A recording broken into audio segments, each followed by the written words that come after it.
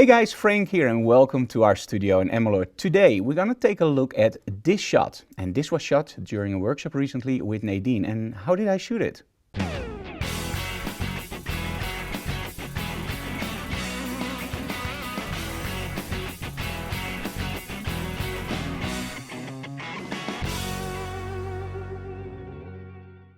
Now sometimes backgrounds are really important and sometimes they're not. Is that true? No, of course it's not true. Sometimes they have a bigger role and sometimes they have a smaller role. Like for example, a white backdrop is very important to make the model jump out. You might think that the backdrop is not important because it's white. It's actually the opposite, because the background in that case is very, very effective. Now in our studio we have blackout curtains and well, when we ordered them they did something wrong. We ordered theater cloth and that means that it's very, very dark. And what they gave us, well, it had a little bit of a shine. And in our studio that doesn't really matter because the distance of the light is always more than enough. But that also means that I can use that backdrop in a slightly different way. And now a backdrop that isn't supposed to be a backdrop actually becomes really interesting. So how did we shoot it? Well, we actually gave Nadine some black material and she made a dress out of it. Well, she didn't really make a dress out of it, she just, well, you see it in the image, right? And it didn't really matter for this. We wanted black on black.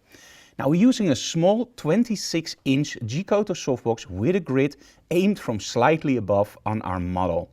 Now the nice thing about using a grid and a smaller softbox from above is that we create a sort of lighting effect on our model. And as you can see in the images, thanks to the glow in the backdrop or the shine in the backdrop, it really gives a cool effect. And that black on black really works. Don't feel the need to pull these to black and white because in color they absolutely look stunning. So let's take a look at some of those images.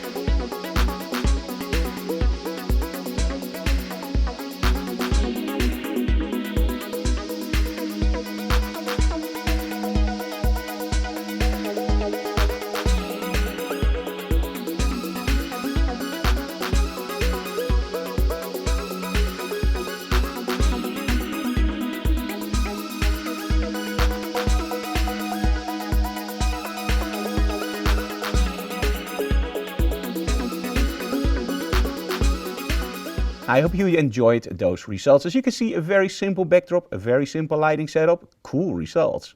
Now, if you have any questions, feel free to leave them in the comments below. And in the next episode of Digital Classroom, you might see your question answered.